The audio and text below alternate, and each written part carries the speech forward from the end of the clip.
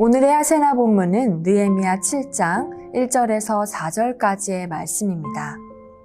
성벽을 다시 쌓고 문들을 제자리에 단 다음에 나는 성전 문지기와 노래하는 사람과 레위 사람을 세우고 나의 아우 하나니와 성체 지휘관 하나냐에게 예루살렘 경비를 맡겼다. 하나냐는 진실한 사람이고 남다르게 하나님을 두려워하는 사람이었다. 나는 그들에게 일렀다.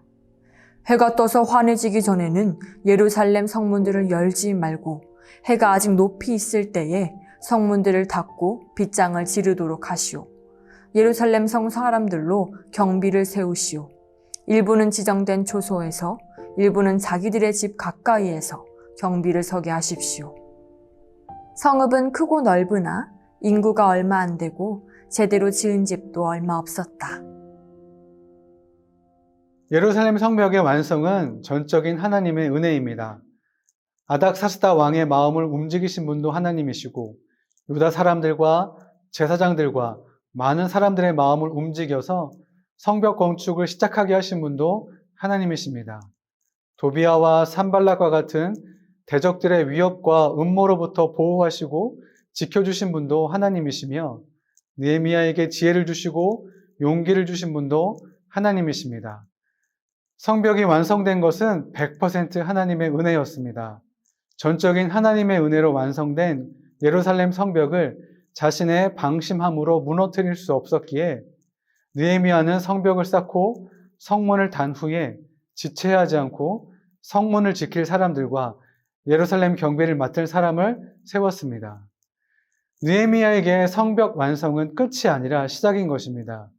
왜냐하면 느헤미야의 사명과 비전은 단지 성벽을 완성하는 것이 아니라 이스라엘이 하나님의 백성으로 공동체성을 회복하고 열방을 축복하는 통로로 사용되도록 하는 것이기 때문입니다. 성읍은 크고 넓으나 인구가 얼마 되지 않고 제대로 된 집도 몇 채 없었기에 더 많은 사람들이 예루살렘에 정착하기 위한 시설과 시간이 필요했습니다. 그렇기 때문에 성벽 완공 후에도 긴장을 늦추지 않고 성문을 지키고 예루살렘을 경비하기 위한 계획을 세운 것입니다. 느헤미야는 성문 지키는 임무와 예루살렘 경비를 성전 문지기와 노래하는 사람과 레위 사람과 느헤미야의 동생 하나니와 성체 지휘관 하나냐에게 맡깁니다. 느헤미야의 동생인 하나니에 대한 자세한 기록을 찾을 수 없습니다. 그렇지만 어떤 보장도 없이 유다 땅에서 수산성으로 느헤미야를 찾아 나선 하나니와 하나니로부터 예루살렘 소식을 듣고 모든 것을 내려놓고 유다 땅으로 향하는 느헤미야는 서로 닮은 점이 있어 보입니다. 하나니가 느헤미야와 같은 성품과 신념과 믿음을 가졌다면 동생이라서가 아니라 지금 그보다 더 믿을 만한 사람은 없을 것입니다. 또한 하나냐는 성체 지휘관입니다. 성체는 요새와 성을 의미합니다. 또한 그의 성품은 진실하고 하나님을 경외하는 사람인데 진실하다는 것은 성품을, 하나님을 경외한다는 것은 영성과 신앙을 보여주고 있으니 그의 직무와 성품을 볼 때 충분히 믿고 맡길 만한 사람이라고 말할 수 있습니다. 그런데 원래 레위인들의 임무는 성전문을 지키는 것과 제사를 주관하고 제의적 성결을 지키는 것, 그리고 성전의 각종 기구들을 관리하고 보존하는 것입니다. 그러나 지금 이들은 문맥상 성전에서 일하는 것이 아니라 성문을 지키는 일을 맡은 것입니다. 왜 이들에게 성문을 지키도록 했을까요? 앞에서 말씀드렸듯이 예루살렘 성벽은 단순히 어떤 성의 외적인 건축만을 의미하는 것이 아니라 성벽을 쌓는다는 것은 하나님의 공동체를 세우는 것이고 믿음의 공동체를 세우는 것입니다.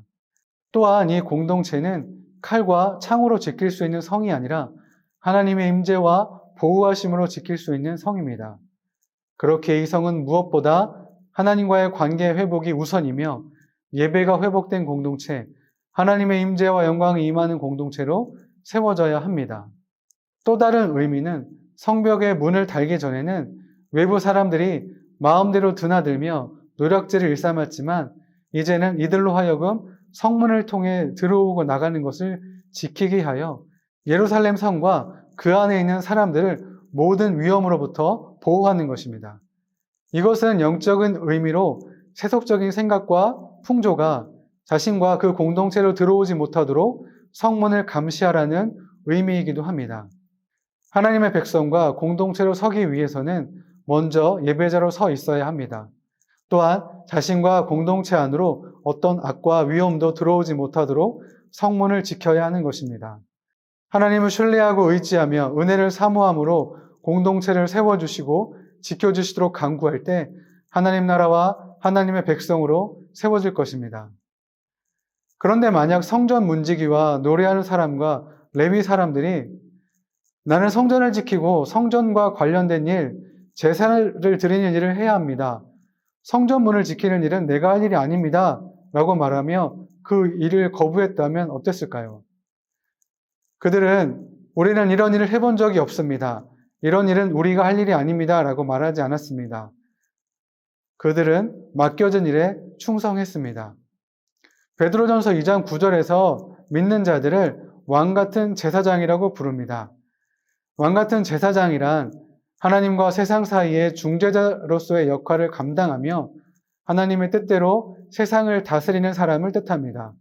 즉, 모든 일을 성직으로 여기며 하나님의 식과 법을 고집하며 충성함으로 감당할 때 그 일을 통해서 하나님의 뜻이 드러나고 하나님의 다스림이 나타나게 된다는 것이며 그것이 바로 높은 뜻 정신입니다. 우리 모두는 하고 있는 일, 처한 형편이 각각 다릅니다. 정말 원하고 바라던 그 일을 하고 있는 분들도 계시고 진짜 이것만은 피하고 싶었던 그런 상황에 처한 분도 계실 것이고 어떤 분들은 도대체 왜 내가 여기에 있는지 이유를 알 수 없거나 또 아무 생각 없이 다람쥐 쳇바퀴 도는 일상을 사시는 그런 분들도 계실 것입니다. 그러나 분명한 것은 지금 그 일, 그 상황은 마치 성문 문지기, 노래하는 사람과 레위 사람이 성문을 지키는 일처럼 우리 모두는 왕같은 제사장의 부름을 받고 하나님의 공동체와 하나님 나라와 그 뜻을 이루어 가고 있는 것입니다. 세상이 아무리 뭐라고 할지라도 하나님은 자신을 경외하며 믿음으로 서 있는 진실하고 충성된 자들을 통해서 하나님의 뜻을 이루실 것입니다. 이 세상은 그들의 기준으로 높고 낮음을 정하며 판단하지만 하나님은 자신의 뜻이 무엇인지 분별하여 순종하는 것을 통하여 구별하십니다.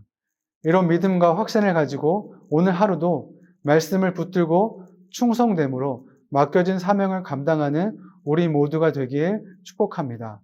기도하겠습니다. 돌아보면 주님의 은혜가 아닌 것이 없음을 깨닫게 됩니다. 제 삶의 전부 100% 주님의 은혜로 말미암은 것입니다. 그렇기에 그 은혜에 감사할 뿐만 아니라 주신 사명을 감당하기 위해 왕같은 제사장의 부르심을 감당하기 원합니다. 지금 우리가 처한 상황과 환경을 통해 주님의 뜻이 이루어지며 하나님의 나라와 다스림이 확장될 것을 기대합니다. 그에 합당한 믿음과 성품과 분별력을 더하여 주시옵소서. 또한 공동체를 세우고 지키기 위해 영적으로 깨어 있으며 하나님을 경외하며 예배하는 우리가 되길 원하며 내가 속한 가정과 일터와 교회 그리고 이 나라에서 하나님의 뜻이 온전히 이루어지는 것을 소망합니다. 주님께서 그렇게 이루어 주실 것을 믿습니다. 우리의 소망 되신 예수님의 이름으로 기도합니다. 아멘.